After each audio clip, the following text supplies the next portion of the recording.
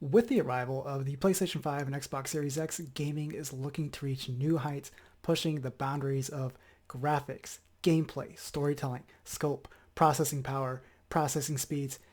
And yet, despite all of this, the Nintendo Switch has been the best-selling console for the past 25 months because you can't pull a PS5 out of your pocket and play it at the club, which you shouldn't even be at anyways because we're on quarantine. So with this in mind, Nintendo doesn't have any real reason to upgrade their hardware. And if I'm being honest, I wouldn't really expect anything until Switch sales fall off a cliff. But I am totally down for theorizing how Nintendo would handle making a Switch Pro.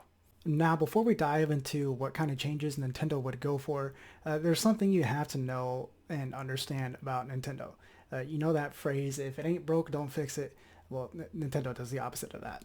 Don't believe me? Take a look at the GameCube controller. Like, this was a great controller for its time, and all they had to do to bring it to the modern age was add another shoulder button, make the sticks clickable buttons, right? Simple, easy enough. But no, they don't go that route. What did they do? They went on and created the Wii and created brand new controllers, like new technology, motion controls, all that, right? That's what they did. And then the Wii, their most successful home console to date. Uh, you think that they would continue down this path of success, right?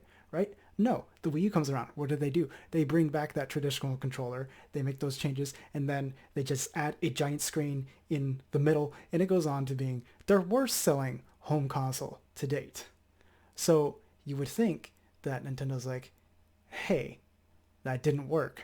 We should do something different. No, what do? They take the Wii U gamepad. They're like, all right, this gamepad is now the whole system. You can take the controllers off the sides and use those as regular controllers. Okay, so yes, yeah, you see my point now, right?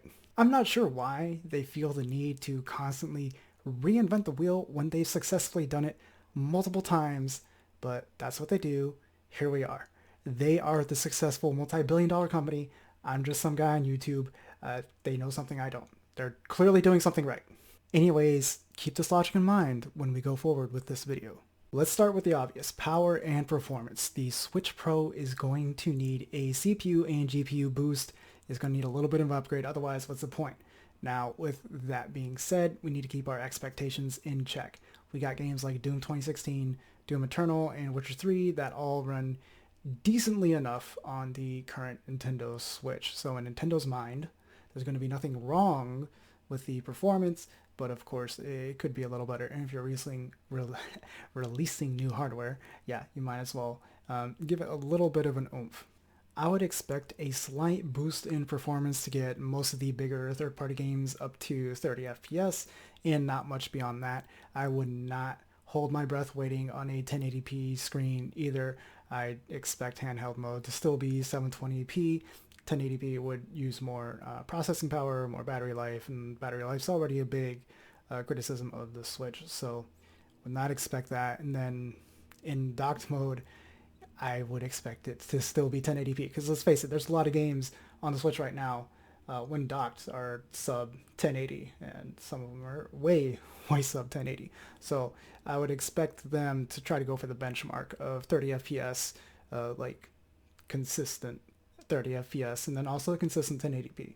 Maybe 1440p will come into play when streaming like YouTube, Hulu, and Crunchyroll, but who's doing that? Who's doing that with their Nintendo Switch? The real upgrades for the Nintendo Switch are going to be in stuff that's far more useless than boost in CPU and GPU performance, right? Who needs games to run smoother when you can focus on the HD Rumble? Yeah, you know the HD Rumble, the thing that only like 3 games use. I'm expecting that to get an upgrade.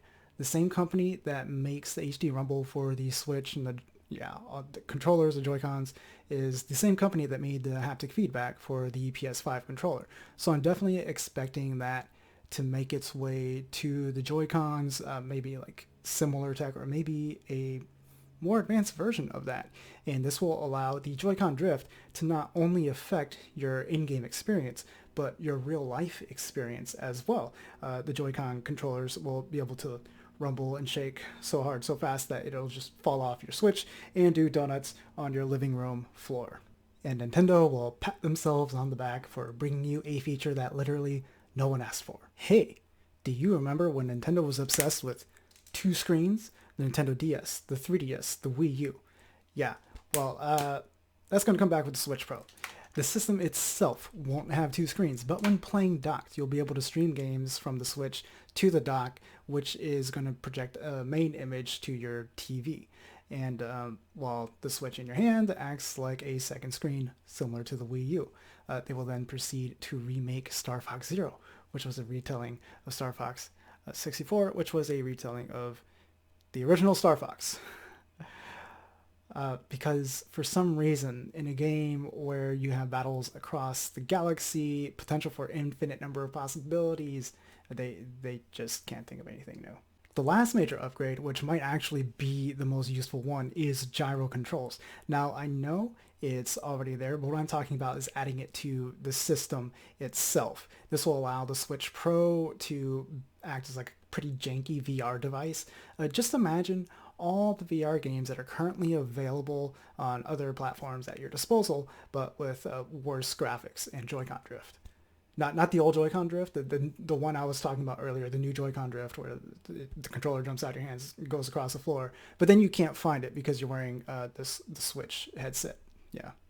And finally, not really an upgrade, but we know that the Switch Pro is not going to be called a Switch Pro. That'd be too simple, right? No, what Nintendo's going to do is far sillier. They're going to call it the new Nintendo Switch, and this is just going to make it very confusing if you're purchasing your console at GameStop or any other store where you can buy pre-owned systems.